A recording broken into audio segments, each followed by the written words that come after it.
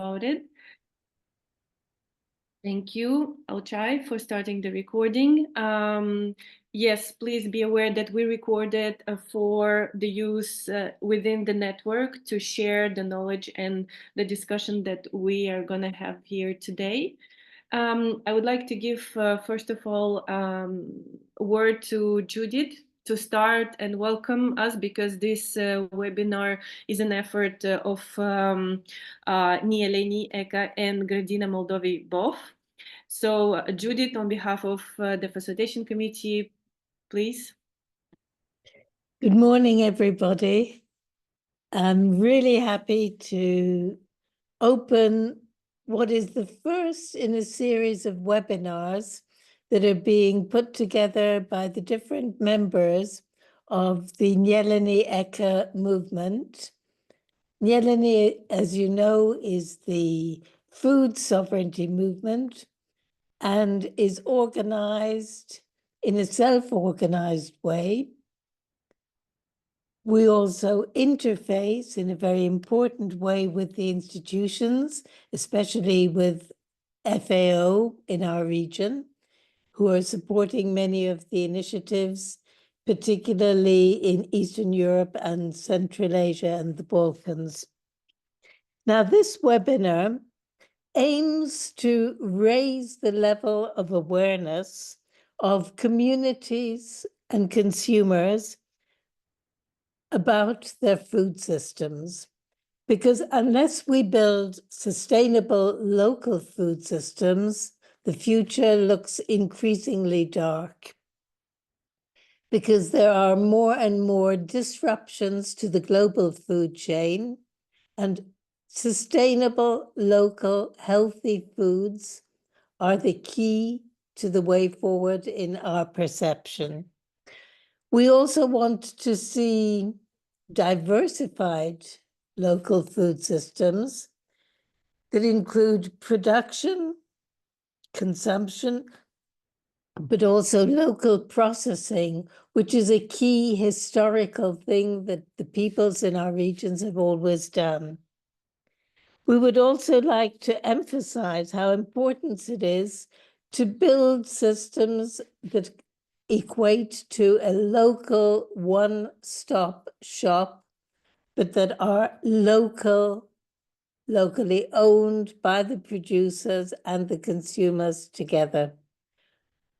Because as long as we continue to go to supermarkets for convenience and to save time, we would continue to consume industrialized foods that are often the antithesis in terms of the health benefits to what our local producers are able to put on our tables.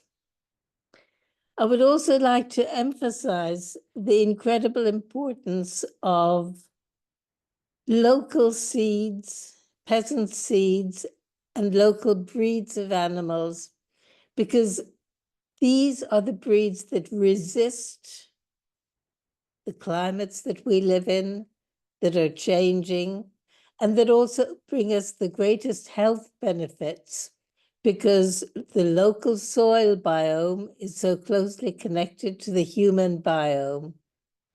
And that is why I wish this webinar every success, including in the aspects of participatory guarantee systems that are an extremely useful way of involving local producers and consumers in a certification that allows small-scale food producers to guarantee a high quality of food for everyone, because the right to food is an inalienable right of all of our peoples.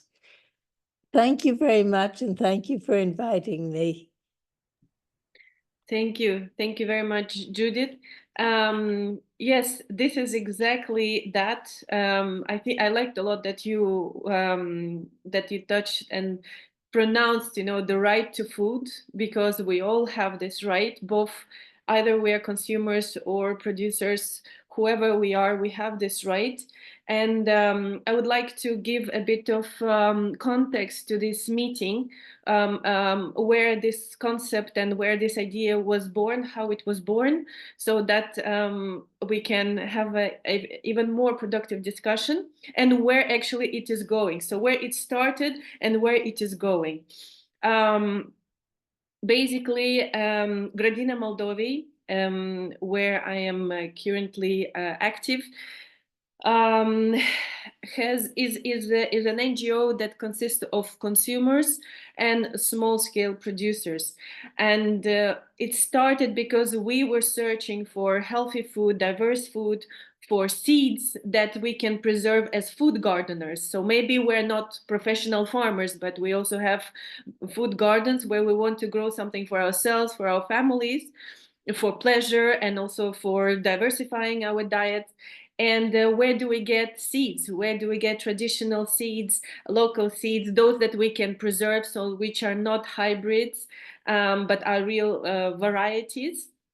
And so this is how our NGO started.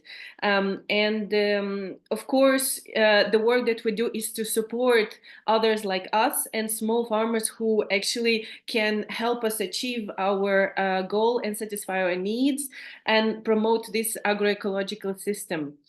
What we notice is that working with diversity, working with seeds, farmer seeds, working with these agroecological systems where small farmers learn to combine different crops, we found some interesting challenges that actually led us to have this concept and this webinar today.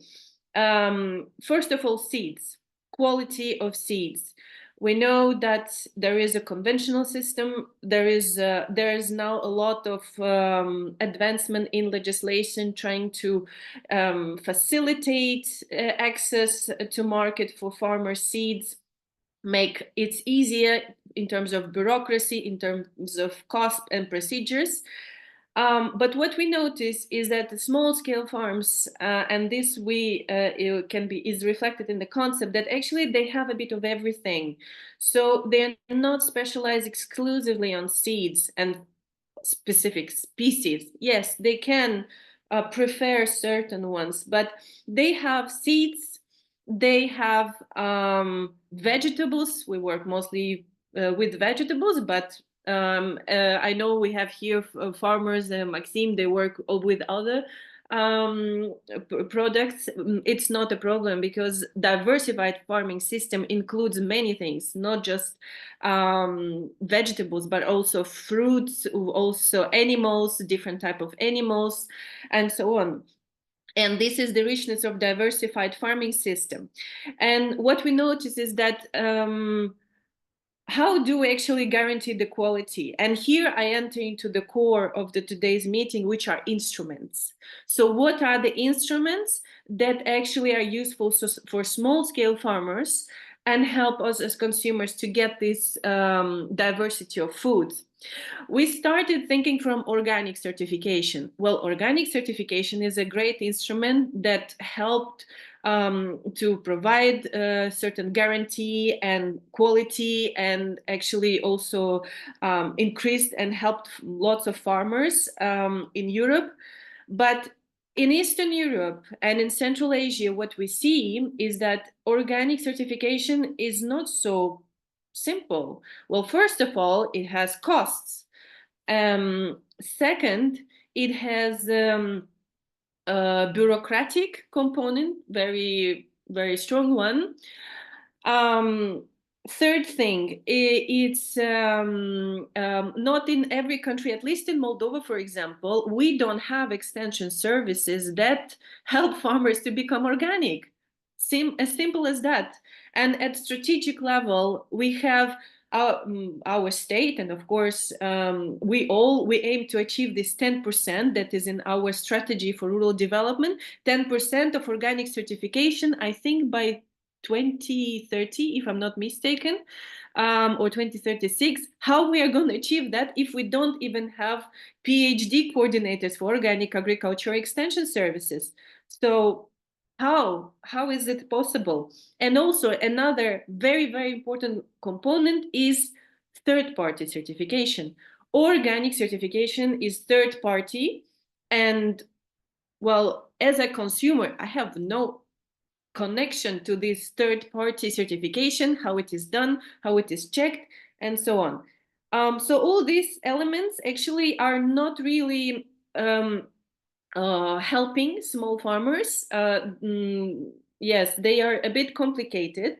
And so what we were looking at is that we were thinking, why can't we certify a system? Why can't we search for instruments that first connect more consumers to this process of the guarantee and quality certification? Also, the system that actually that can say, okay, this small farmer, he has seeds, he has tomatoes, cucumbers, kale, whatsoever, and he has pickles, and they all come from this system that is organic, that he doesn't use agrochemicals, he does rotation, he does all the best agroecological practices that, for example, we accept upon together. So that's what we thought about. So the instruments, and today we're going to talk about these instruments. I don't want to take much more time. I would like us to have a bit more time for discussion at the end.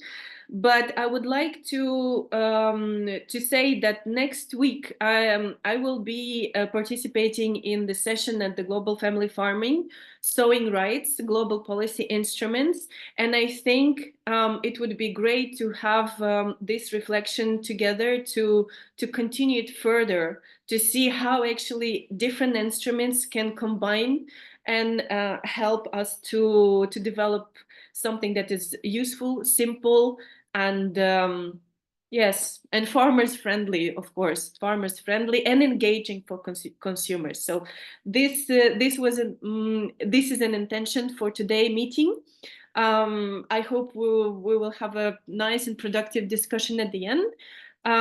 So I would like to invite Marta from FAO office to start this meeting with a big instrument that FAO is working with, and we can start from this large territorial perspective on how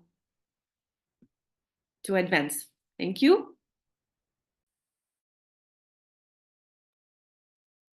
Hello, can you hear me?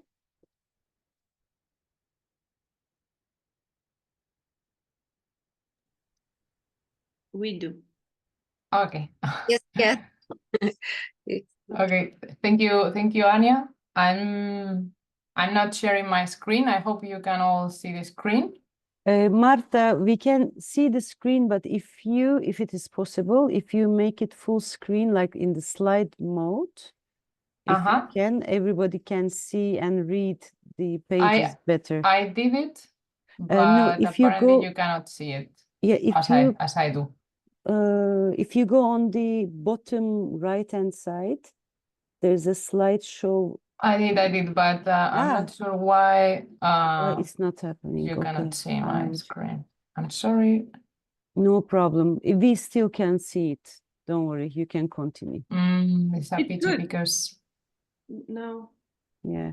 It's working now? You can see my whole screen? No, we see also your presentation screen, we see. I'm sorry because now my computer is going slow. No problem. We still can see it. Do not worry. You can continue. Okay. So, well, thank you very much. I'm very glad to be here today. I hope what I'm going to bring it will be of interest to you, and it can create links and synergies to this work being done. And well, so I'm Marta Arnés. I'm international consultant at FAO. I'm working for the Regional Office for Europe and Central Asia, and I'm expert on agricultural heritage, which is what I'm going to present today. I am in the next slide. I hope you can see the next slide and not the first one. Yes. Can you see the second one? Okay.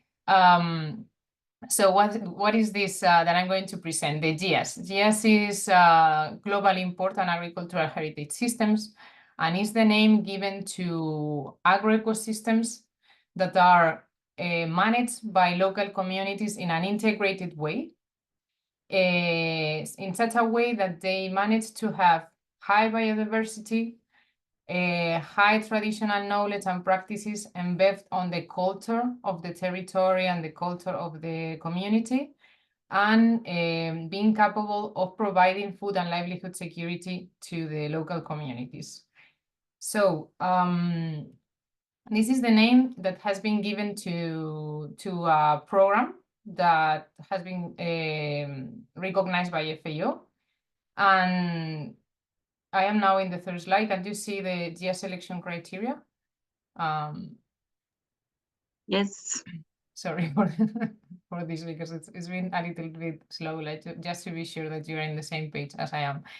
So the framework that has been created for this program is based on 5 main criteria, which are the ones that I mentioned in the concept of GIAS. And these 5 criteria are this food and livelihood security. So the agri-food system is capable of providing food and livelihood to the community, to the families. They can provide it to themselves. It's embedded on high biodiversity values. The traditional knowledge and practices is supporting the territory, and the territory is being capable of maintaining this traditional knowledge and practices from generation to generation. The culture and identity is essential for the agroecosystem, and then the landscape, which is the last but not least value, is, let's say, the result of the sustainability of all the other criteria. Normally these GIA sites have outstanding landscapes, and this is because of the way the other criteria are being managed. And all of this is the criteria that have been evaluated to create this framework. And thanks to this criteria, we know and we recognize if these agricultural systems are or not of global importance and can be recognized as GIAS. So this program was initiated in 2002 with the World Summit on Sustainable Development, because at that time it was recognized during the conclusions of the summit that there is an alarming global trend of undermining family farmers and traditional agriculture. So it was evident the necessity of conserving and protecting these traditional agricultural systems that are of high relevance for all of us, for the whole planet. So this is where FAO launched in 2015 the program, the GIAS program, and now there are 89 sites around the world, and there are more candidatures arriving. So in the right, you can see the map. More or less is a distribution of GIAS sites around the world. And in Europe and Central Asia, now we have around 12 GIAS sites. So this slide is just to show you that the process of recognition of a GIAS is a whole, it's a complicated and large process, but it's because the final result is a recognition of high value internationally. So the country has to prepare the proposal, and I'm not going to get into that because it's not the objective of our meeting today. But once the proposal is ready, it has to be submitted by the government.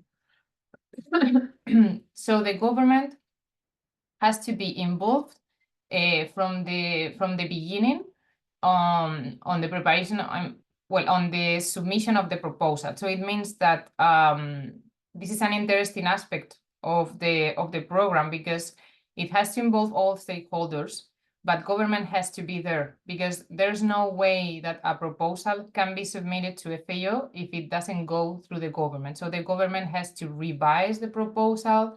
That means recognizing their these agricultural systems, and then they have to approve and send it to FAO. Then the FAO is do this checking of the proposal to ensure that it has everything and is completed. And they send it to an independent body, which is the Scientific Advisory Group. The Scientific Advisory Group is is conformed by a group of scientists from all around the world. They are selected from different areas, which are linked to these agroecosystems, and then they decide if it really deserves the GIAS recognition. So this is just to give you a general overview of GIAS around the world. This is an example from Inner Mongolia, and have in mind always the 5 criteria. Here we can see in the images the food and livelihood security, the community involvement, and this nomadic system on Inner Mongolia, the traditions, the values, festivities, culture, landscape. In this other slide, you can see the system from Cusco Puno in Corridor in Peru. And here you can see the varieties, a high value of agrobiodiversity. Again, the local communities involved in the traditions, the landscape with the sustainable management of natural resources. Another place in China, which is ranged agriculture. This way of doing agriculture really needs a high knowledge and tradition to understand how the seasons work, when to grow and where not to grow, because of this dependence on water, on natural water. And well, I'm going directly to, you can see some more examples. An oasis in Algeria, another place in Europe. And now I'm going to explain very, very general, because we all know about this threat, but why was this program then? Why this program? Why is it important to have it? So basically, we are talking about all the threats that are affecting these traditional agricultural systems. They are in a process of disparition. So there's a huge the rapidity of the world now is very fast. Everything is moving very fast, and this implies a lot of changes, social, environmental, economic, that are going against these traditional systems that go with their own pace. And no one is really paying attention of how they do the things for maintaining this sustainability and resilience. We have this modernization wall where agro-industry and traditional systems apparently goes against each other. Then the part of the environmental degradation, biodiversity and cultural degradation, which is being extracted from agriculture. We don't have this culture and tradition. Apparently, it's been extracted. We don't see the integration and the need of having culture and traditional knowledge within agriculture. Of course, we talk about climate change impact. Most of these agricultural systems around the world are talking about water scarcity and the policies which are not adapted to this to the needs of the local communities, the needs of these products that are being produced in a different way, and low incentives, lack of visibility of their fragility, and lack of recognition for the potentiality as positive change makers. So in these sites, we really have innovation and we have living innovative laboratories, but there's not a recognition of the value that we can find in these places. So the core of the whole program is the conservation and protection of these agricultural systems. So the word that is being used for this conservation is dynamic conservation. It means that these agricultural systems cannot be left alone. There is a need to support actions, to support solutions for helping them adapt to the new trends, but at the same time preserving these main characteristics we were talking about, the 5 criteria we talked about before. So how can we do this dynamic conservation? This is a key part of the program, which is the action plan. The action plan is the place to to include all the actions and measures to support the conservation of these sites. And how is this action plan being done? So the action plan needs, first of all, the local communities and organizations that are maintaining these agricultural systems. And secondly, it has to be in collaboration with external organizations, institutions, governments. This is a heritage, but it's not a static heritage. This is very important. This is key for understanding this part of this agriculture, this way of doing agriculture, because agriculture is alive. It's not a museum. It's not something static that we can just restore. Agriculture is performed by the communities, and without them, it will disappear. So the action plan has to be done by the local communities because they know the threats, they know the challenges, and they know what can solve their problems. No, sorry for this this coughing. It's pursuing me. It's very important to involve them from the very beginning. And then after that, ensuring that it scales up to local administrations and governments to ensure that the strategies, tools, and policies are helping them and supporting the system. So just wanted to give you a few examples of achievements on after a recognition of GS. What is this program giving to the agricultural system, the action plan, the actions to preserve the system?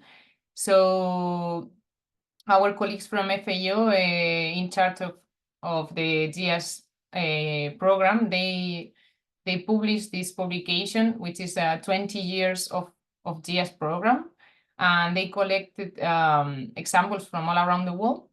So in these examples, they wanted to include all the achievements and the success, the results of GS around the world. So here, for instance, we can see the improvement of products and labeling.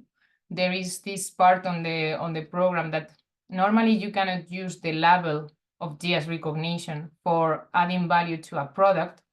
It's the label, I mean the logo itself, but you can use the recognition to promote your products. So for instance, we can see here 2 examples of labels that have been created with the GS acronym, which is CPAM in Spanish. So this is something that can be used for the products, can be used for marketing, let's say, to recognize, to show the recognition and the value of these products. There's some examples on increase of the price of typical. Here you can see today our dates are sell 3 times the price of dates from conventional systems. So in a case in Algeria, the recognition of the dates, this type of fruit from the palm, increased 3 times the price. So it was sold 3 times the price that it was before the GS recognition. And that is thanks to them, thanks to all the actions they have done. Agritourism, tourism, also in terms of agrobiodiversity, this improves the visibility in markets of products that are coming from local varieties. Then also the reintroduction of varieties that have almost disappeared. Also the involvement of youth on the giving innovation to the agriculture being performed. International national recognition, this is key. All the GSIs mentioned this, that the recognition they receive of what they do is key for them, and also their products, their territory, the landscape is being recognized for what they are doing.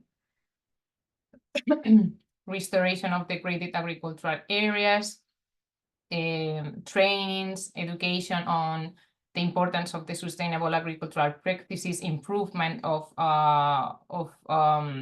practices, then partnership and resource mobilization, so stimulating investment by government and local authorities, creation of social organizations to improve at the territorial level. And then I come to the end. I hope it wasn't too long, but main conclusions of this program for you to maybe give you a final taste of what can be helpful from the program. So first of all, the high value recognition of global importance given by FAO. These are GIAs around the world that has a recognition of high value. So it is something to be given to these agricultural systems, and it's approved at the government level. So it implies the government already, and when this is done, it implies that the local communities and smallholders recognize what they are doing. So they receive a national recognition and also international recognition of what they do is important. What their grandmother, grandfather, grandparents, and what they have been doing for generations is important. And this is key. This dignifies their work. Then the action plan is participatory and multi-stakeholders. It cannot be done in another way if you really want to put it in action and ensure that it's sustainable. And the action plan is open to all actions that really support the dynamic conservation of the site. So here you can include schemes such as participatory guarantee system if they are really supporting the agricultural system, the GIA sites. And this is all. Thank you very much for your attention. And I think you will have the PowerPoint. You can also contact me in this email. And over to you, Anya. Thank you. Thank you so much, Marta. It was very interesting. Maybe is there a link to this publication in your PowerPoint that you sent us? Because I think it would be interesting to see this experience of 20 years of GIAs in other countries and what it brought to local communities. I had the pleasure to talk to one farmer from a GIAs area in Portugal, in the north. The Barroso, yes, I think that's the name. And I asked him, so how do you feel? Do you feel any difference since you became GIAs? And he said, well, it's true that local public authorities, from what I understood, they became more engaged in this promotion of local products, local systems. So what I think, what you said was great is that indeed, this is a recognition at the highest level, so government and international level, but then there is a clear connection to local communities. And from what I understood, which it also means local public authorities, because very often instruments, policy instruments that our governments develop and try to implement, there are lots of challenges to reach to this really, really local territorial level. So I think this is a great opportunity. Thank you so much for your presentation. Yes, if there is no link, please share the link in the chat. And now we will go to another side of the story, because so we have the highest recognition at the government level, and then we can go to community-based approach. So the bottom-up approach that involves local consumers from these communities and how they can actually get involved into this recognition schemes and quality schemes. So I invite Sylvia, please, to tell us about PGS. Thank you very much, Anya, and thank you everyone for allowing me to speak here. I'm gonna share my screen now. So you should see it now. Okay. Just a second, then I will put it on. Okay. So thank you everyone. And my name is Silvia Rota, and I work for Slow Food International, where I'm the coordinator for PGS initiatives and the Coffee Coalition Network. Just a brief introduction, because I don't know if everybody knows Slow Food, but Slow Food is a global movement that revolves around the idea to provide and promote good, clean, and fair food for all. So basically, what we do at the international level is promoting the agrobiodiversity of smallholder farmers, advocating for farmers' rights, and educating consumers about good, clean, and fair food and how to source it and how to recognize it. Today, I want to specifically focus on participatory guarantee systems because within the Slow Food Network, we've been studying alternative certification methods for quite a while now. We started studying participatory guarantee systems in 2018 in order to answer to a question that we were posed by smallholder farmers that was like, how can we access a different kind of certification method that doesn't involve so much bureaucratic paperwork and that is not an economical burden for us. And that's why we started studying and piloting participatory guarantee systems. Basically because PGS initiatives are flexible and adaptable to different situations, meaning and different contexts, because we work with farmers from all over the world. Literally, we have communities in 160 countries. So we needed a tool that would be adaptable to very different contexts and very different sizes of farms and very different products. So PGS provide that. They are really focused on the local dimension of food production. And most importantly, they are accessible for smallholder farmers and different kinds of income. And they are sustainable on the long run because once you have acquainted with the methodology, then it's really not easy, but it's easier to keep on using this methodology over time. So PGS is obviously something that exists outside of slow food, and they are most commonly used for an alternative certification in organic certification. But we wanted to shape the methodology and initiatives around the slow food pillars that are basically, as I said, like the motto, good, clean, and fair food. So we shaped the idea of guaranteeing the sensory quality of the food, the agroecological principles that farmers of the slow food movement apply to their cultivations, and guaranteeing also that the food is favorable for smallholder producers. And that's basically how we shaped the initiatives. So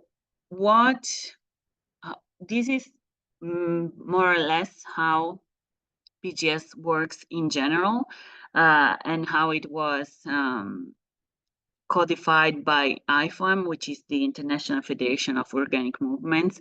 These are basically the things you need in order to call something a PGS initiative. So you need a set of commonly defined standards. So basically what happens is that a community of people will decide their own standards for the specific food production in that case. In our case, we were lucky already because in slow food, in order to call a production slow food production, whatever program or project that might be, we usually have production guidelines that are written in accordance with the producers that make that cultivation. So we use our production guidelines, and we'll see later on in my presentation, like depends on whether you're a coffee producer or you're a producer that brings your product in a hard markets. There are different production guidelines, but those are our standards and what like it means to be good, clean, and fair. Then we needed common procedures, and that's why we drafted a PGS manual for slow food. And this is, we have a general manual, like how to start a PGS initiative if you're part of slow food in a number of ways. But we also have specific manuals because, for example, inside the Coffee Coalition, we apply PGS everywhere in the world. So we drafted one specifically for the Coffee Coalition.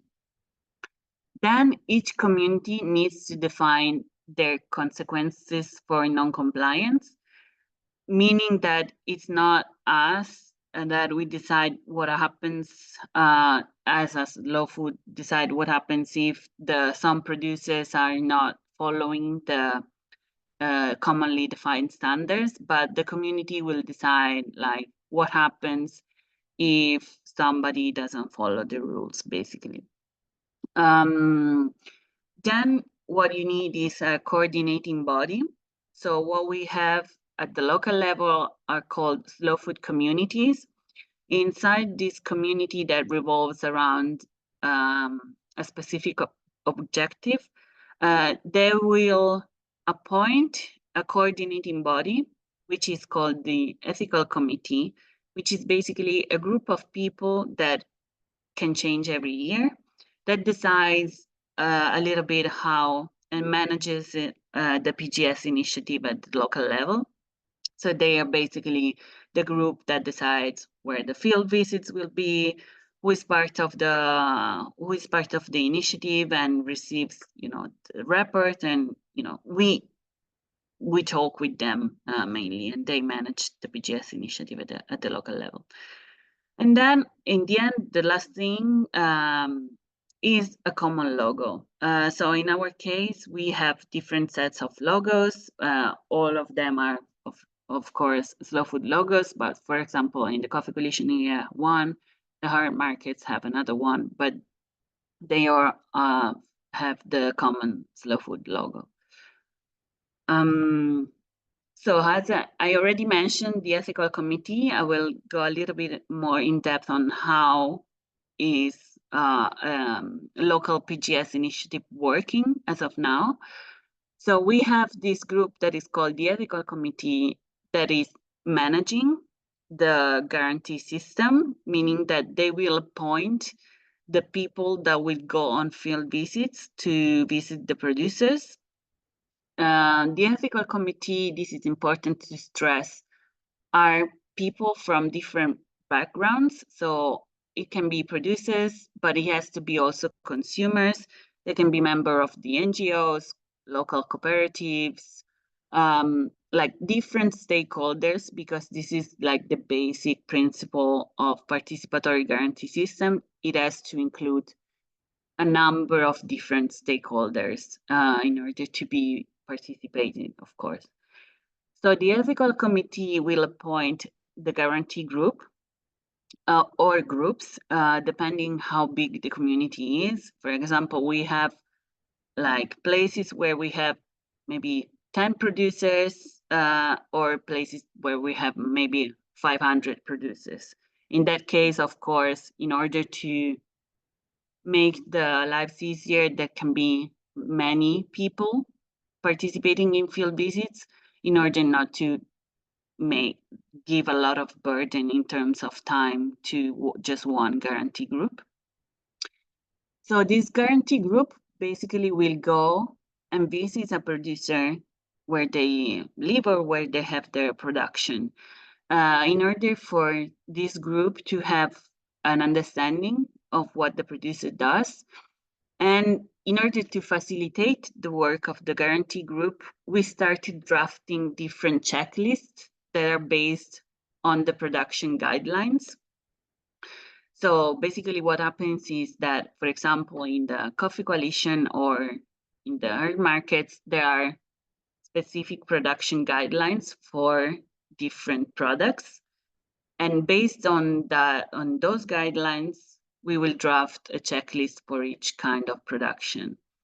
That way, the guarantee group, even if they're not if they're not agronomists or if they're not so knowledgeable about that specific production, they can still ask the questions and understand how to reply on that. I will show you an example of a checklist in a second. So basically the guarantee group does this field visit at the local level, and then they report back to the ethical committee. Once that's done, the ethical committee will just write a report for all the visits done to the different producers and report that back to us. But then we just, archive the information. We are not the ones who decide who's in, who's out. That's all in the hands of the ethical committee that takes the decisions, if there are decisions to make on whether someone is in or someone is out, or whether they can, give some comments or discuss possible problems that may arise.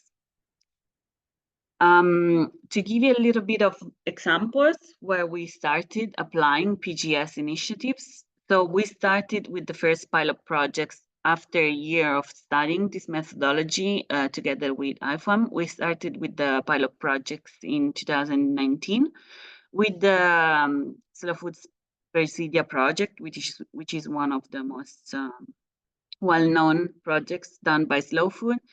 So Persidia are basically foods or traditional methodology of food production that are at risk of extinction, of disappearance, meaning maybe a local variety of bee harvesting honey in a traditional way, or a specific variety of bean that is really important for the agrobiodiversity of that place, but maybe is not so much cultivated. This project helps in, marketing that product and helping revive the production of the product. So we started from this in order to, guarantee the quality of Presidia product. We started in these countries like Italy, Mexico, and Kenya. And today we are enlarging the PGS also at the whole production of the producers, because maybe, for example, the Lucca red bean that you see here, those producers are also cultivating a lot of other varieties of food or a lot of different other food products. So we wanted to include the whole production of a producer, not just the Presidia production. But today we're still focusing on the Presidia, but more about indigenous people's products. So it's more linked about on that network as of now with the Presidia. But we're still working on Presidia with PGS. But what we started doing in order to be more wholesome was to work on the earth markets network, because earth markets are basically farmer markets in the slow food network, where producers that are, again, good, clean, and fair, cultivating in a sustainable way, group together at the local level to just have a market. It could be weekly, it could be monthly, depending on the situation. And again, in this case, the need was not just to guarantee the quality, but also to have a management tool that will help producers in knowing each other better, to involve consumers coming to the markets, and to showcase the fact that they are really different from the conventional market production. This way they could, yes, have a management system and also involve consumers more and more in order to do education and awareness about production of food generally. So we started with the first pilot project in Poland in the Krakow Heart Market, and I've linked here. There's a publication about that, and it's also coming out very soon, another publication about other projects in Spain, Turkey, Italy, and Portugal that we did last year.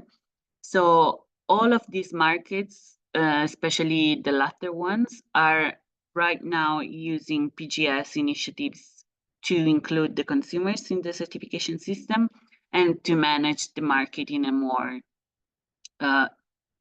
easier and codified way in order to guarantee the quality, but also to advocate to the local municipalities that they are, they have a guarantee system. There are every market has a different needs for using this tool, but they're all using that as of now. And as soon as it comes out, I will also send you the report on those markets. And the last one that we're currently using PGS initiatives is the Slow Food Coffee Coalition Network. So basically, the Coffee Coalition is a network at the international level that unites all of the people from the coffee supply chain, from producers to roasters to consumers. And when we started this network, it arose like the question, how will we guarantee the quality of this coffee? How will we say that this coffee is different from the commercial one? Like, we didn't want to rely on or impose any kind of third-party certification, even though in coffee they're very much used because it's such a long supply chain and consumers are usually very far from the places of origin. So we said, okay, we're studying PGS initiatives. Why not, applying this to the Coffee Coalition? So we started that, and right now, each community participating in the Coffee Coalition and exchanging coffee in the network is applying a PGS initiative at the local level. So this is particularly this example is particularly interesting because we also have a more visible, let's say, market outlet for the product, because of course markets, people will sell the products at the market, but in this case, coffee being a packaging good, packaged good, we can showcase the Slow Food logo on the packaging, meaning that each community that does the PGS initiative, then if it sells the coffee to other people in the network, so buyers and finally roasters, the roasters will sell the coffee from the Coffee Coalition, just from the Coffee Coalition communities, with the Slow Food logo on the packaging. And this is not very common in slow food to have the possibility to put the trademark on a package, like commercially. So this was really something interesting, because we can say that the logo is there because there was a PGS initiative behind, and this was very, very new in the movement. For example, the picture here, this is actually not from a roaster, but a partner. And I wanted to put this example because it was very beneficial. For example, the Coffee Coalition has some partners, and one of them is the Longi, which is a machine manufacturer, but they wanted to create like a specific coffee to sell together with the coffee machines, and they bought a big quantity of coffee from a local slow food community in Honduras, and they sold like everywhere in the world this coffee with the Slow Food logo, so it had a big resonance and a good marketing outlet for that specific community. And of course, this happens with any other community, but just a smaller scale with the roasters who are part of the coffee coalition and buy coffee from those communities. So yes, basically to sum it up a little bit, what are the steps of a PGS initiative in the Slow Food Network? Basically, these points are a little bit how it works. So the first and foremost thing to do that we always advise is to create a local slow food community, because that helps us in, putting the dot on the map and, starting to create that group at the local level that will be super important and fundamental to then participate in the PGS initiative activities.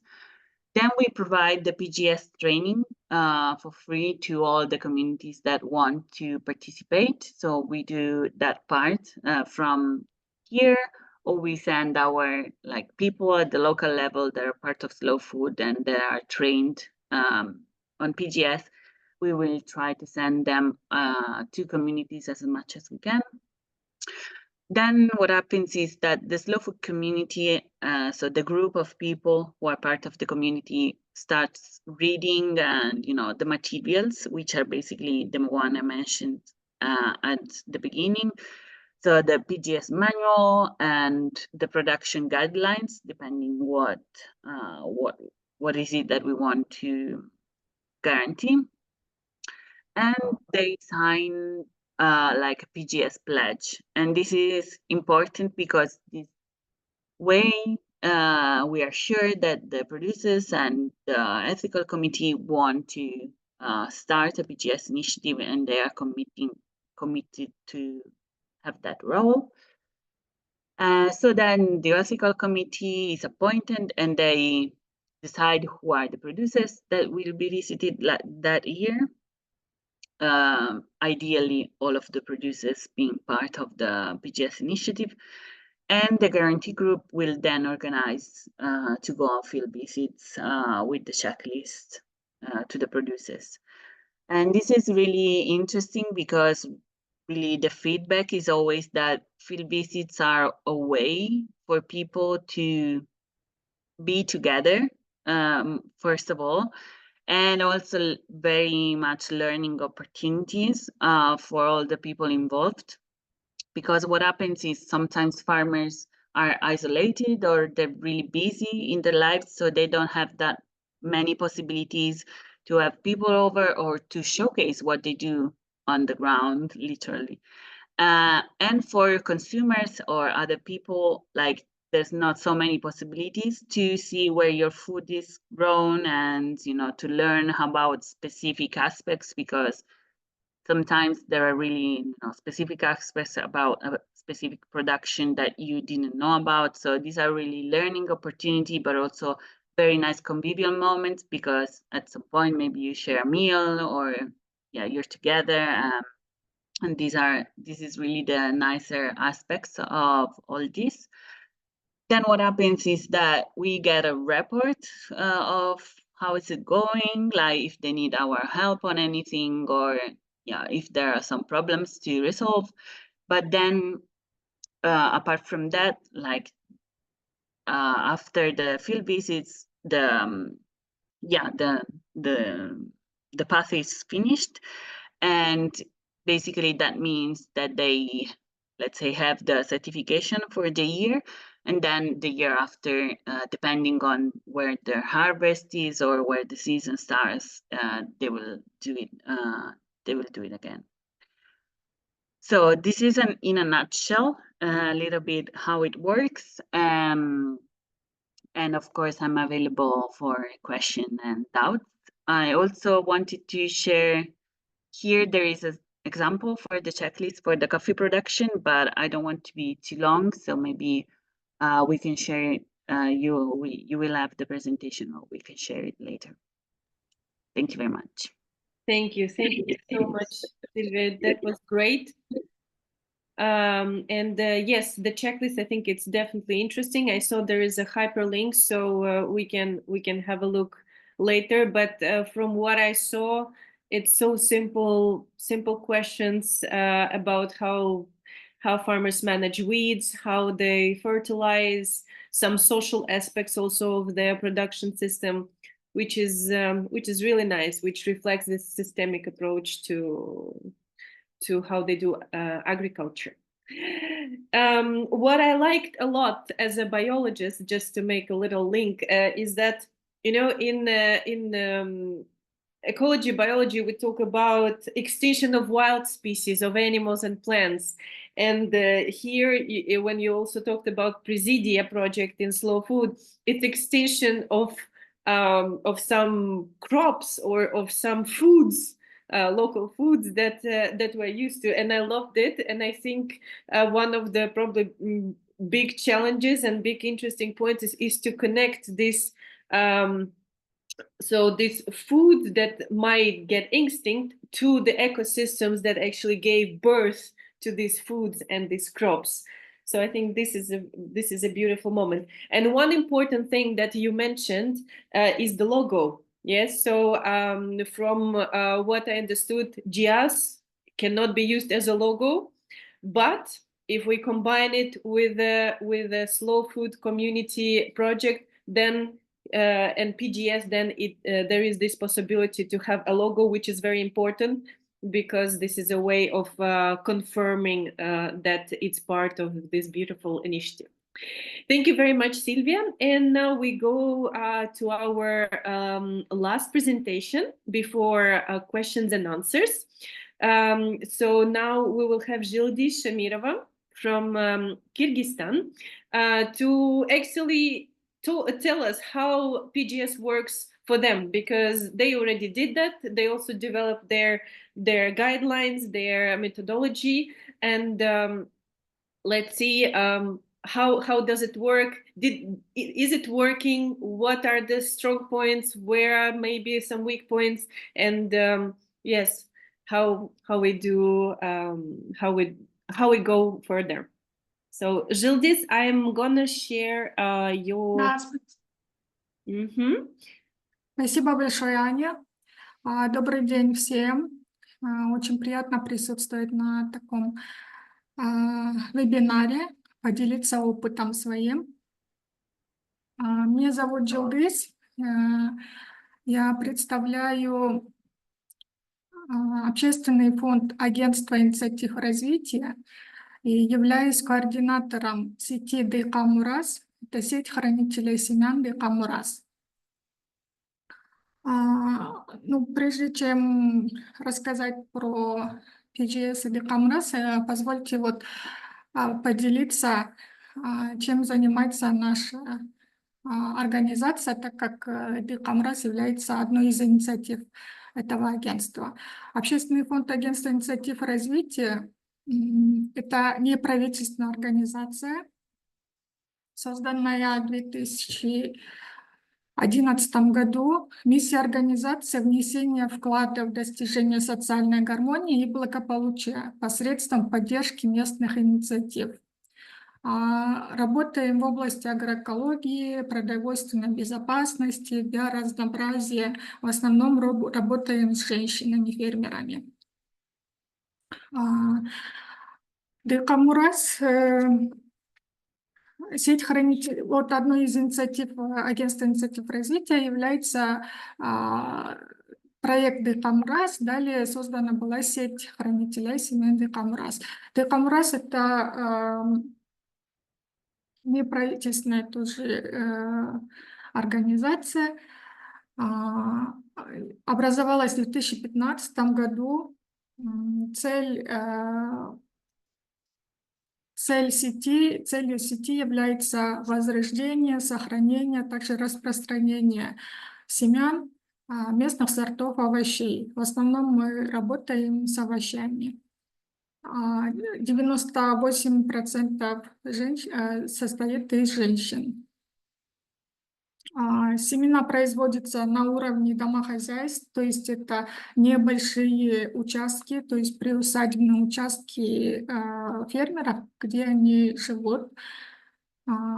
И в этой сети состоят не только производители семян, но так и потребители семян, а также потребители продукции, то есть овощей, которые производят вот наши фермеры. В настоящее время в сети более 700 человек и 30 семенных участков, где производятся семена, 8 агроэкологических школ в этом году. Каждый год у нас образуются новые агроэкологические школы, где обучается выращиванию, агротехника выращивания овощей, а также получению семян. И таких школ в этом году было 8 школ. Также у нас есть YouTube-канал, где фермеры, любой фермер может получить информацию о выращивании овощей, также получении семян. Все те вопросы, которые им интересны, они могут получить по этому доступу. Следующий нужно. Так, качество семян сети Декамурас у нас проверяется 2 способами. Это в лаборатории по экспертизе семян, где все семена, которые поступают в хранилище Декамурас, банк семян, это производится проверка на схожесть, чистоту и энергию роста. Это в лаборатории по экспертизе семян при Министерстве сельского хозяйства Кыргызской Республики. После проверки семян получаем вот такие вот протокола испытаний, где указывается, что семена соответствуют ГОСТу. Также второй вот тип проверки качества семян – это вот система гарантий на принципах участия, то есть вот PGS.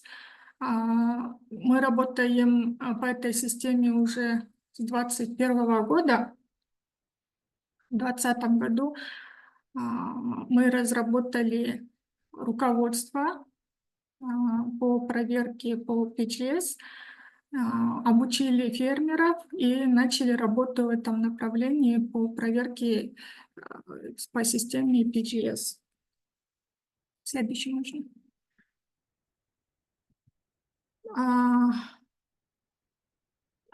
Прежде чем приступить вот к нашему опыту, хотелось бы вот отметить, что в прошлом году, в 2023 году, в Кыргызской Республике принят закон об органическом производстве, и спустя вот год через некоторое время, 19 июля 2024 года, уже положение о правилах и условиях гарантийного участия, то есть положение о PGS уже тоже принят на государственном уровне, что нас очень радует, и теперь как бы в законодательном порядке уже это все будет регулироваться и контролироваться.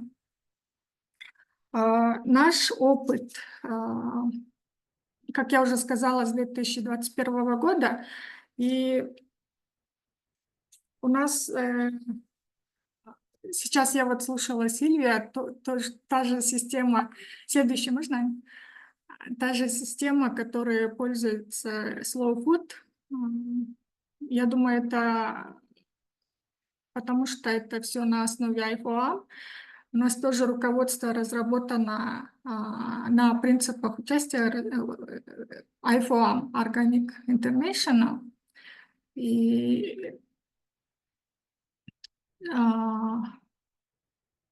есть оценочный комитет, состоящий из 5 человек, 3 фермера, в обязательном порядке 3 фермера, один потребитель, кто пользуется нашими семенами и продукцией, и также 1 агроном. Получается заявка от фермеров. Далее оценочная комиссия выезжает на поле, на огороды фермеров и заполняет вот оценочные листы. как вот видите по фотографии, оценочные листы также, как предыдущий спикер говорил, есть разные вопросы относительно почвы, семян, воды, удобрения. И все эти вопросы формируют потом этот опросник. Далее выводятся анализы, выводы, и оценочная комиссия вручает сертификаты, кто прошел эту сертификацию, скажем так. Я хочу сказать, что система гарантий на принципах участия, мы первый год, так как у нас фермеры расположены в разных регионах,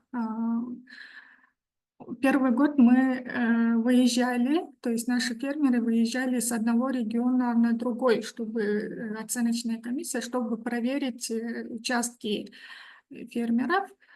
Но оказалось не очень, как бы более затратно, так как это транспортные расходы, проживание, это все нужно учитывать. И мы в последующие годы уже создавали комиссии на уровне районов, на уровне села, чтобы было более эффективно. И мы поняли, что это такой менее затратный и более эффективный вариант такой оценки. На этом все. Я вот у предыдущих спикеров тоже очень получила очень много информации, так как я уже говорила, что это был, наверное, первый опыт в Центральной Азии, и очень было трудно начинать.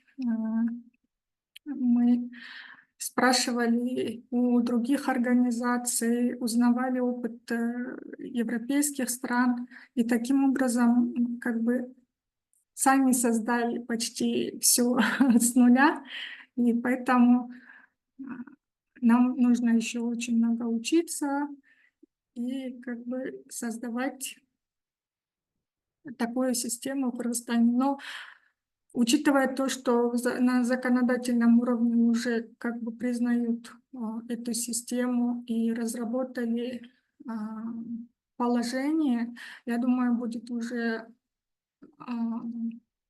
легче это все и быстрее происходить. Следующий уровень нам вот предложили уже сейчас зарегистрироваться в реестре. В этом реестре, что мы используем эту систему. Спасибо большое. Если есть вопросы, я буду рада ответить. Спасибо. Спасибо большое, Жилдис. Я вижу, подключился Сережа Цуркану. Это у нас в Молдове есть такая организация, тоже общественная «Эколокал», и Сережа, он менеджер проекта «Экочерт», непосредственно помогал группе маленьких фермеров получить органическую сертификацию. И он, как никто другой, знает всю эту бюрократическую волокиту и все вот эти нюансы. Вот, поэтому я хотела, кстати, вот для Сережи подчеркнуть тот момент, вот то, что Жилдис рассказывала, опыт Киргизстана, что вот этот PGS, который они разработали и используют, он у них, получается, идет как на семена, так и на сами овощи, которые идут из этих хозяйств, вот этих женщин, потому что у них дальше есть, у вас же еще есть этот магазинчик, да, который вы открыли фермерский в городе, и куда поставляется продукция вот именно от ваших фермеров. Да.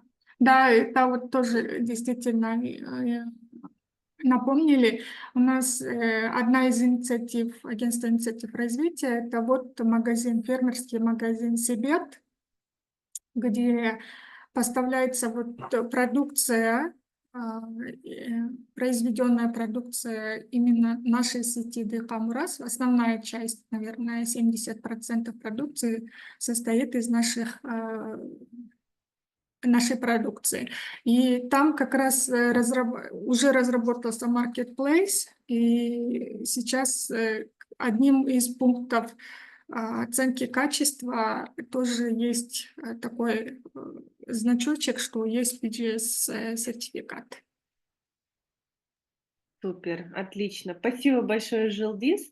Ну, мы прям вообще такие пунктуальные, у нас все четко по времени выходит, и у нас сейчас, ну, есть возможность задать вопросы. Я как-то так органично перешла на русский. Надеюсь, что переводчики сориентировались. Извините, если что. Вот.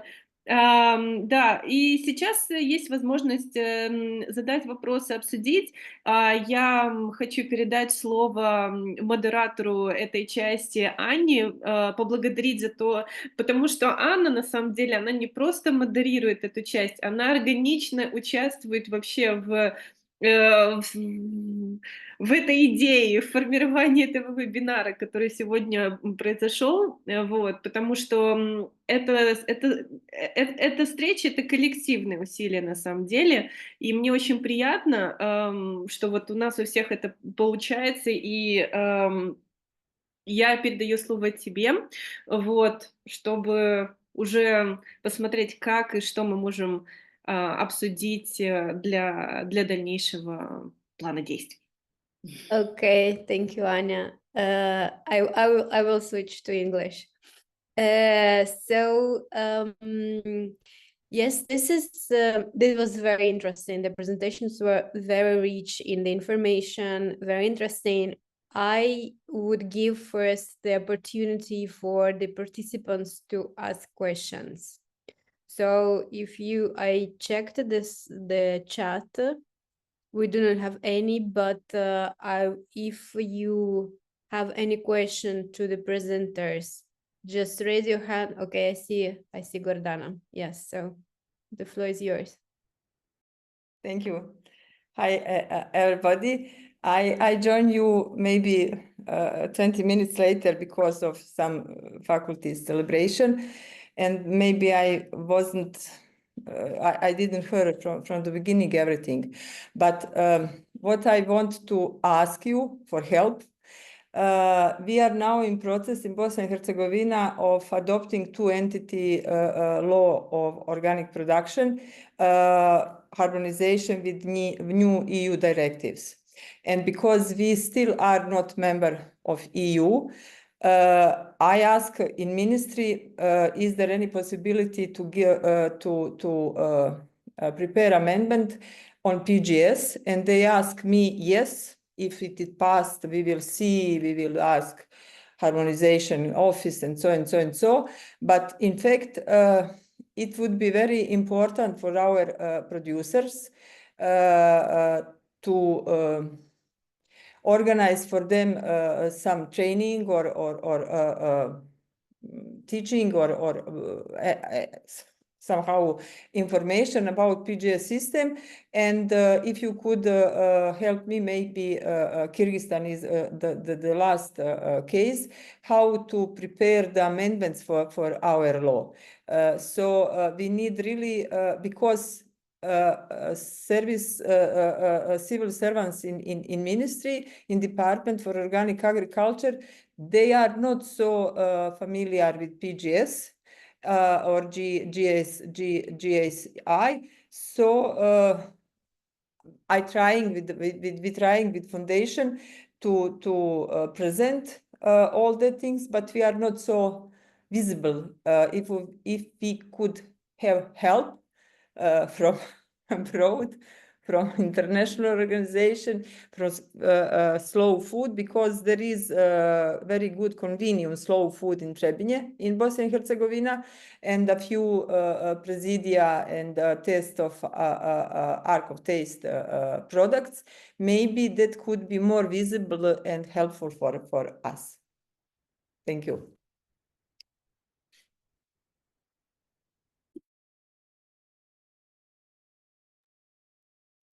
So I don't know, maybe we would give the floor first to answer, right?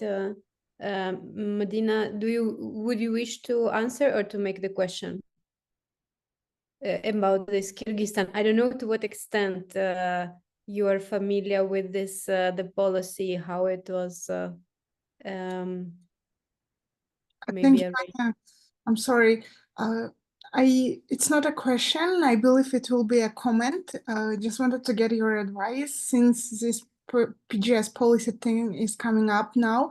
Just wanted to ask you, maybe this is the right place when you could share information about the project still being discussed, but still on the training for paralegal lawyers on the seat issues and stuff. So in case if this project will start, so maybe we could invite Gordana and to take a part. I don't know. This would be a solution. Thank you. Yes, thank you, Madina. Yeah, and I actually just received also from Aida the message on WhatsApp mentioning that. So yeah, maybe that's the valid time to share this. It's still, let's say, not have been launched. However, the idea of the project that Kyrgyzstan will be the ADI as a foundation will be implementing on the request of the FAO is to create to build the capacity of the countries in the region, so the 17 countries, on, let's say, advocating for the farmer seed system policies. So harmonize, we know the situation, so I do not go into that. The idea is to work not with the legal, but with paralegal level. So meaning that if there is anyone in your organization, civil society organization, community, not necessarily a legal entity, who are already involved or have any experience with being involved, exactly as you, Gordana, mentioned, with negotiation with government or with somehow giving feedback on the amendments or any law. So we are now at the moment of creating the first concept of this, let's say, program with the lectures from the international speakers and tutors. And I hope that we will be able to launch the call this autumn for interesting, say this, people from your organization, not necessarily with legal background, who will be trained on that. So this is, of course, the way how Gordana we can support, and this, it would be great to have, of course, national cases, because this is the idea, to have it more down to earth, let's say, as possible. At the same time, I understand that you need also kind of the very specific advice on your, let's say, context, in your context, in your legal context as well. So I know in this case, maybe first would be also to ask Sylvia, I don't know, since the slow food was mentioned, so I would give the floor to you. And then Gordana, maybe we can also check with us, with the FIO, how we can maybe be helpful in that sense as well. So Sylvia, I would give the floor to you if you don't mind. Yeah, thank you, Anna. So right now, in most cases, slow food is applying PGS in countries where it is not recognized at the governmental level. So really, what we do is that we promote and, let's say, advocate for these initiatives, even where it is not recognized, and it would probably not be in the foreseeable future. But yeah, what we try to do is always to explain, working on the local dimension, what is PGS and why it's, let's say, an alternative, but at the same time, it's, a guarantee, which means working with the consumers and, making awareness about this methodology. And we more than on advocacy, we're working a lot on awareness So talking about PGS initiatives whenever we can, in order for consumers to know more about this and recognize the value that they have, like a product guarantee with PGS has. But I cannot bring you any example where we work with the national government in order to have this recognized. We have some examples, for example, in the Philippines or in Brazil, where PGS for organic is recognized, where our communities are working on, let's say, taking the slow food PGS and also using the PGS for organic at the governmental level and do the matching of the two in order for the products also being organic certified for the governmental level, but also having the slow food recognition because they maybe add on top of the organic some social and cultural aspect on that in order to have, let's say, both recognitions.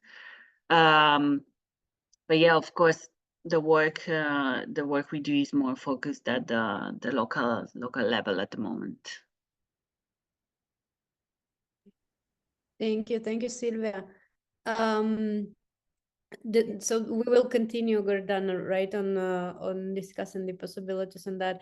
And I see also two hands raised. I think Sergio was the first one, so I would give the floor to you.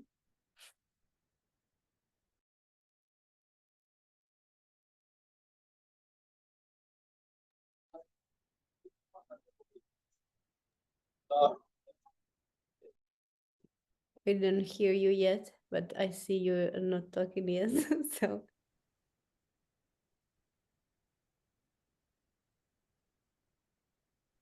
You have to unmute yourself. Yes, but I cannot. Yes. Yeah, we can hear you now. Yeah. You Perfect. can hear me. Okay. I'm really. I was interested to find the experience from Kyrgyzstan about PGS. This is something we think about implementing lately, and of course, it's very interesting. But my question is how the things actually change since the implementation of PGS, what it helped with, how actually the customers gain benefits, or the people who are using the PGS, how it helped them. And the second question is because I understood that now you have also organic status as well. Just a year ago, you implemented the law. But still the question, did the people from PGS switch to organic, or is it working in parallel, and how is it different? And can you actually name something organic being just on PGS, but not organic, like organically certified, not PGS? So these are my questions. Thank you, Sergio. I guess this is for Zhildis, for Kyrgyzstan, right? Да, спасибо большое. Я поняла вопрос. Я хочу отметить, что закон об органическом производстве принят только в прошлом году. И как бы сейчас до сих пор вносятся какие-то изменения, дополнения к этому закону. И положение о PGS принято только в этом году, то есть 2 месяца назад только. И поэтому можно сказать, что очень много фермеров об этом не знают. Знают, наверное, только наша сеть Декамурас, и есть еще Федерация органического движения, тоже очень большая федерация, которая занимается, они очень долго занимаются производством органической продукции. И как раз-таки они были инициаторами этого закона. И они продвигали эту идею очень долгое время, и наконец-то вот недавно его приняли. По поводу что-то изменилось, нет, я могу сказать, что пока еще, говорю, неизвестно, но мы предоставляем продукцию в магазин Себет, как дополнительная вот эта PGS-сертификация, указываем, ну, скажем так, значок, что есть такая сертификация. Но потребители, конечно, об этом не знают, что за сертификация, но они знают, что это какое-то качество, гарантия качества. И поэтому, конечно, есть какое-то изменение доверия со стороны потребителей. Поэтому очень много нужно сейчас нам работать, информировать фермеров в первую очередь, что есть такая сертификация на местном уровне, так как все знают, сертификат органической продукции очень затратный, и не все фермеры смогут его получить. И хотя вот PGS-сертификацию, я думаю, потребители тоже будут знать, что есть какая-то гарантия, и продукт соответствует экологическому, натуральному, то есть приближенному к органическому производству. Thank you, Gildis.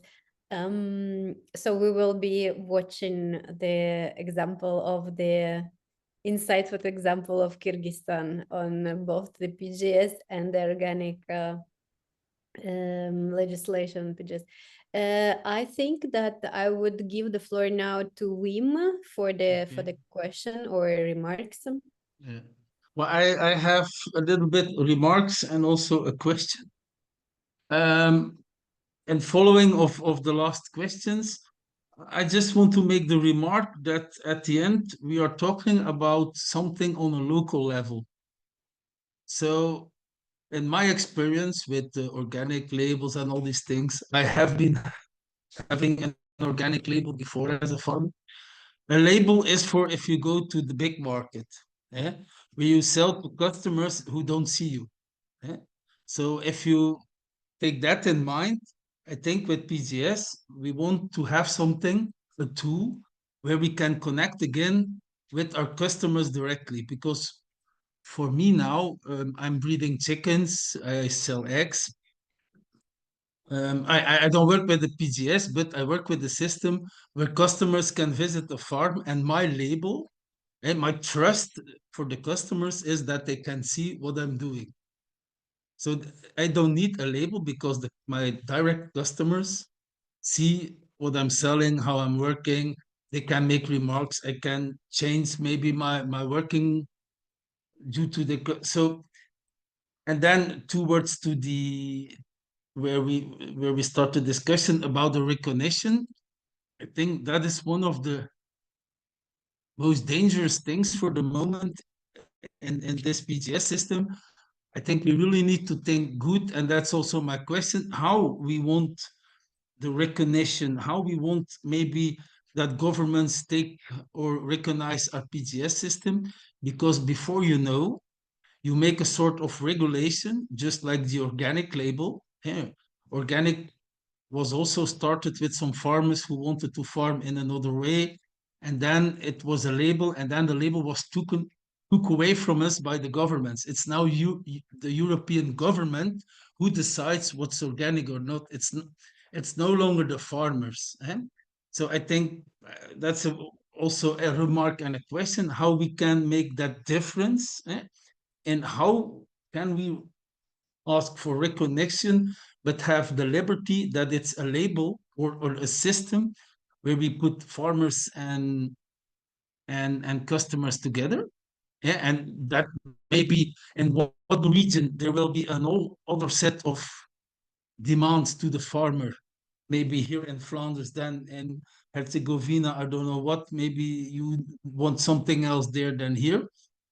And then another, I worked a little bit together with Gazap, that's in Wallonie and the French part of Belgium, where they really have already a good system of what are the questions we're gonna ask to the farmers.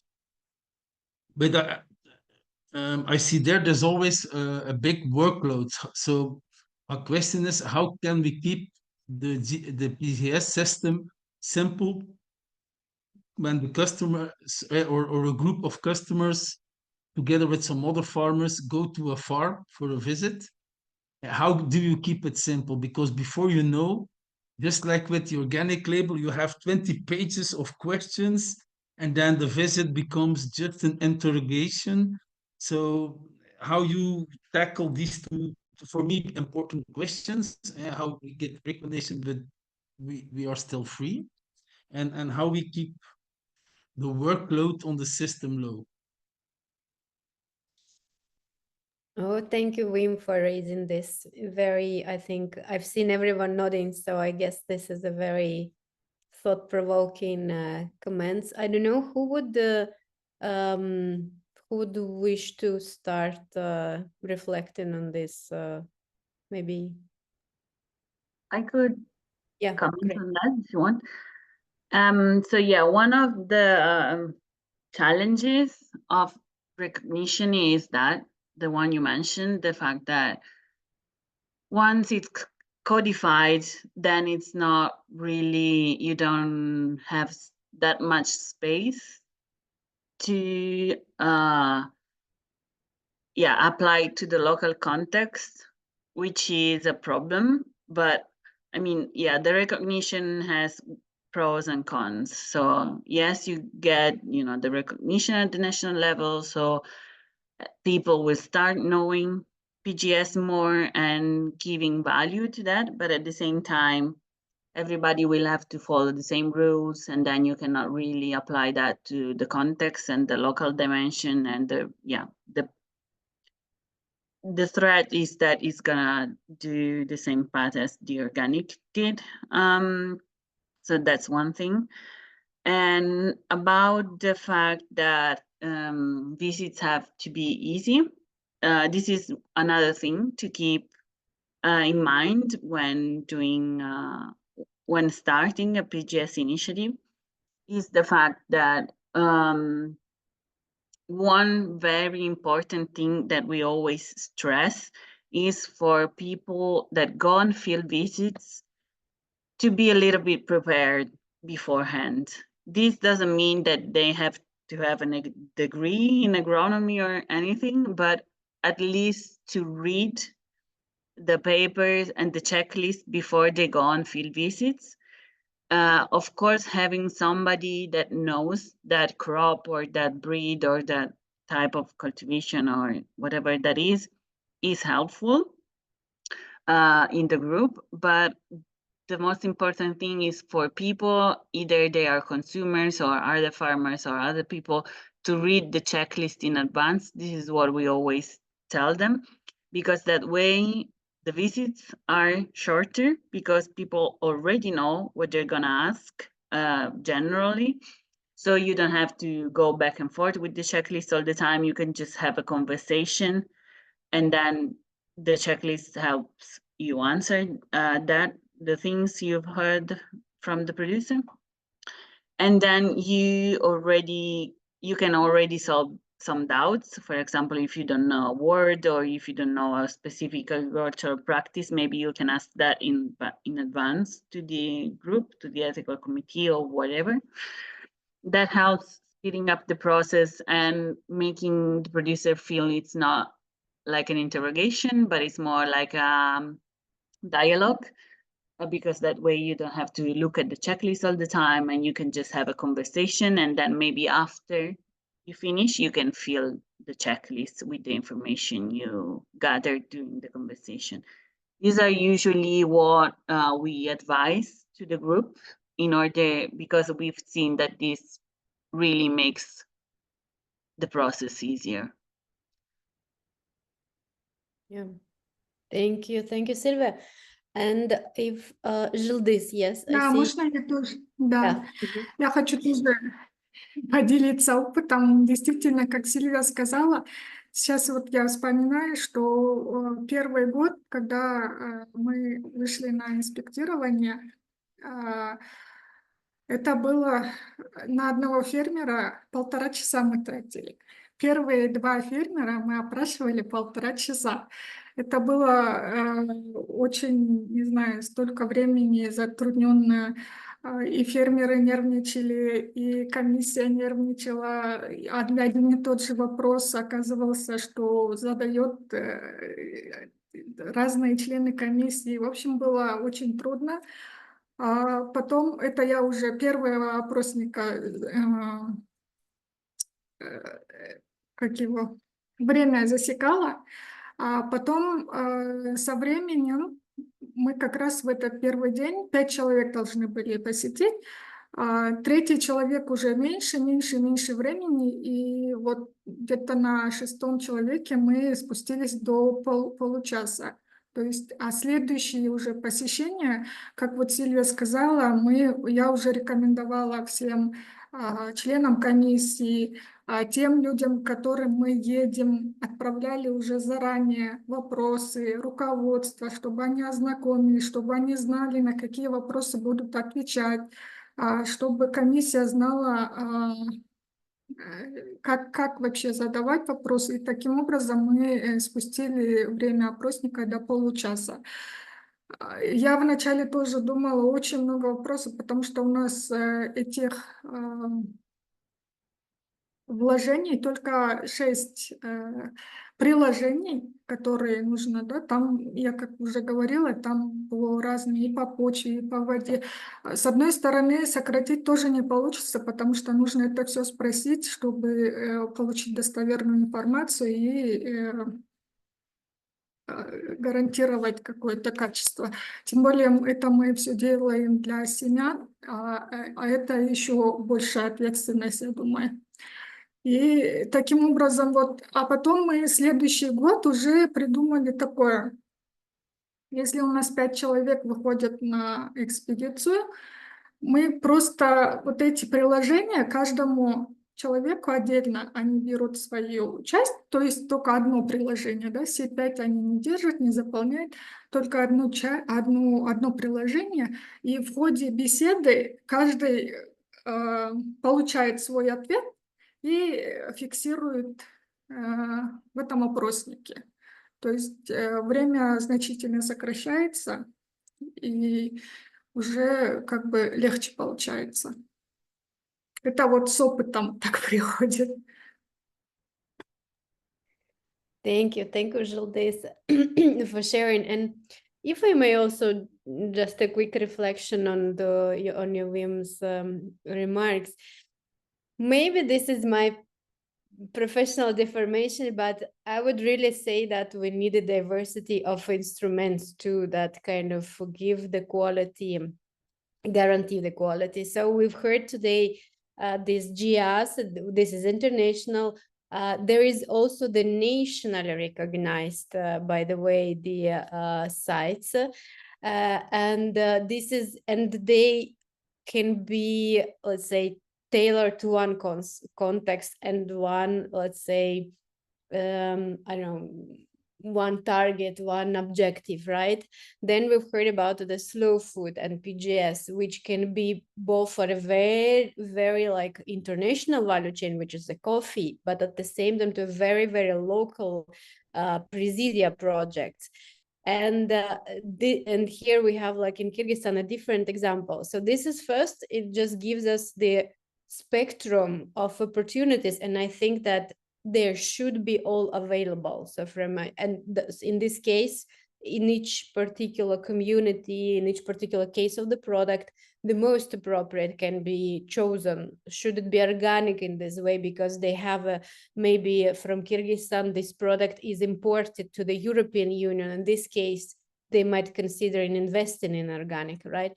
And in another way, and another important thing, and the Kyrgyzstan case is kind of very illustrative to that, is that it gives an opportunity to legalize also. This is the point, and very important in Kyrgyzstan. This is the way to legalize the seeds the farmers, it says, right, through this, because we do not have other opportunity in the current system, in the current policy framework, to have this selling available to the consumers, to the customers. So this is also the way that I think we should consider these all schemes, and of course be mindful of which one is more appropriate in each case. So I guess, Anya, I would give now the floor to your question or comment, if no one else. Yeah. Thank you. I'm so thrilled by this discussion, rich discussion, and very, very good questions. So between my remarks, I will make two questions. Starting from the first thing, Wim, you know, what actually we had in mind about this PGS when we started thinking about it, it's not a control instrument, it's an engagement tool. That's why, you know, we were thinking, you know, and community-based schemes. So we don't want to control our small farmers. Yes, we have 10 minutes and we will respect that because we have our interpreters. So this is the first thing. And as an engagement tool, the question is maybe, you know, in these visits, we could invite students. In Moldova, students at Agrarian University usually do projects from their local communities in their villages. Why can't they participate in these visits, in these field visits, to engage more with the local farmers? You know, rebuilding these local connections, rebuilding these synergies between different actors, including academia and researchers. Also children from school, you know, for them to go and learn if there is a possibility. So just a thought. Yes, so as seeing it as an engagement tool. Another important thing with this checklist and information that is gathered, digital. What I discovered is that, at least in Moldova, I mean, organic certification, from what I understood, is not so ever digitalized, and it's a nightmare, the papers.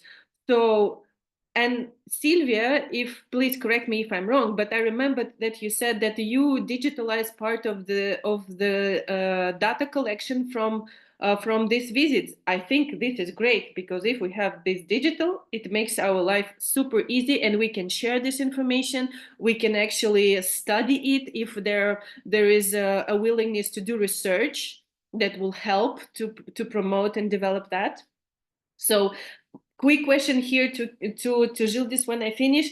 Did you feel you had more engagement since 2021 when you actually started doing PGS? So already for 3 years, engagement from producers, engagement from consumers, from other members of community. Did you feel this difference? This is the question for you.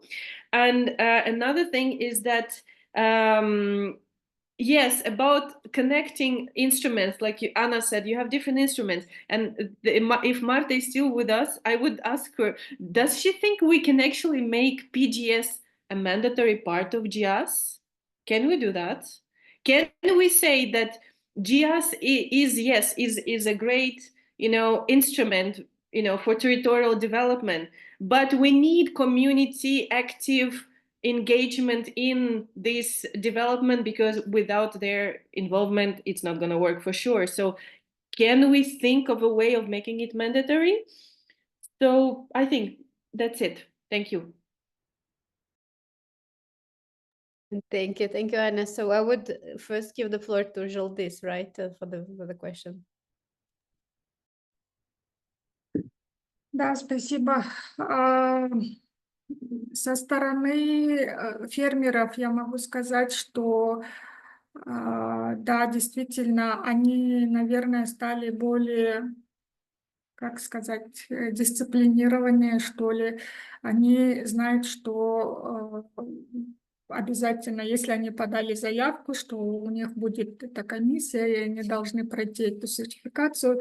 То есть они уже стали более осознанно вести свое производство, и как бы они, как сами они отмечают, уже они на автомате, уже не из-за того, что им нужно это сделать, но они уже знают, что это нужно так сделать, и поэтому как бы хорошо уже ведут производство, и им наоборот даже нравится, что приходят те же потребители, которые у них получают семена, смотрят, видят, где они получают, как получают семена, и у них осознанность, что доверяет им больше, наверное, как бы еще больше вдохновляет.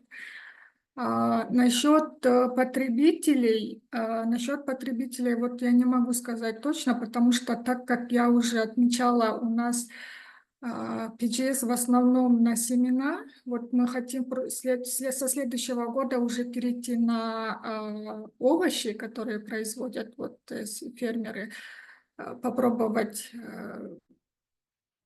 испытать эту систему. Но на семена больше, наверное, потребители, они же фермеры тоже, и они больше, наверное, доверяют сейчас, по крайней мере, этим документам с министерства. То есть им важнее как его, протокол испытания с лабораторией, который показывает схожесть, в процентном соотношении, энергию роста. PGS таких показателей не получишь. Поэтому потребители семян, они больше ориентируются на как бы более такой качественный анализ. Thank you, Gildes and Marta. Yeah, the second part of the question. Thank you. So for the question, Anya, I would say no, but because there is nothing mandatory within the action plan of GS. So we have to take on account that it's global. So there are so many ways of managing a territory around the world and managing their own seeds, their own products, that there are also many schemes. So this kind of questions comes a lot, like with many other techniques, other approaches and things like that. And it's very difficult to have, and maybe it goes against the main objective of conservation design, to create or to homogenize the actions and the techniques to be applied. However, I think it's of great relevance for instance, for FAO, which I think is something that has been done with this guidance on the similitude between Presidia, slow food Presidia, and GIAS and so forth. I think it's very important to put all this information, so all the agricultural systems that are working on this have this information, and smallholders and all creating the actions know what they can use to improve their actions on conserving the site. So this is my my thought on this. Thank you. Thank you, Marta. And I'm mindful of time. I see that, Wim, you have the hand raised. So. But I just want to answer on that question of institutionalized or approved. I think you need to see it otherwise. I think we need to difficult word, institutionalized or approve the 11 principles of the Declaration on Agroecology of Naileni. I think that's the one who need to be approved by all governments. And then PGS is the system to sustain, or how you call it, to help to put the principles in the world. I think that should be the way how we push it forward. And sometimes I think we make the easy fault that we really focus on the PGS, but maybe we need to push our 11 principles of Naileni, not the 13 of the UN. And then from that out, we say that PGS is the system to put that on the field, our principles. That was what I wanted to say. Great, thank you, Wim. And I guess we have a lot of questions and we would continue the discussion, but I would give the floor back to Anya for I think we will have another we should organize another event to continue on this topic because we see that there is a request for the topic. Thank you. Absolutely. Yes, just to say that I think it was perfect what Wim said to finalize and wrap up this meeting because agroecology is a huge framework and here we're talking about instruments. So this is really, I fully agree with you. I think it is great. Thank you, Anna, so much for moderating the session, for your insights, for your help. Thank you all speakers for very insightful, helpful presentations and contributions. Thank you also our dear interpreters who are activists also for food and for health environment, helping us to make this meeting possible in 2 languages, and to all participants for your very interesting questions, for this beautiful discussion. And yes, I think we will have more discussions on this topic, going deeper and deeper into how to do that. But from our side, we will prepare a message. Okay, Ochai, we'll prepare a message or email, and I will help Ochai, Madina, to get some interesting links that we talked about. Yes, of those publications, guidelines, and so on, from Slow Food, from FAO, from JAS, all this, so that you have all the information that can be helpful. And yeah, we will make the recording available. Ochai, please. Yes, just for an end note. So thank you so much for all the organizers, Anya, and all the speakers from Nieleni Europe and Central Asia Food Sovereignty Network. This was the first webinar, thematic discussions that we have decided all together as Nieleni Food Sovereignty Network in order to achieve our goals on exchanging more, learning from each other more, and act together, unite together around food sovereignty. And we are aiming to multiply our knowledge together with our network members, and also with the experts, with people who are also just giving their insights to us. And we just would like to exchange between and learn from each other.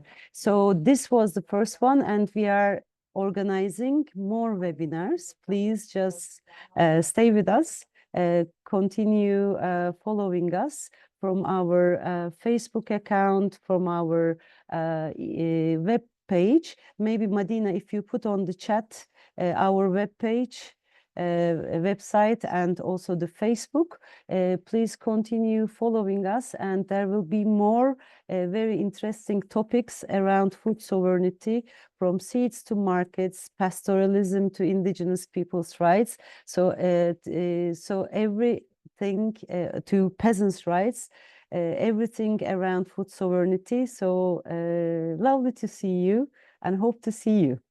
Thank you. Bye. Thank you. Thank you. Bye-bye. Bye-bye. Thank you, guys. Thank you.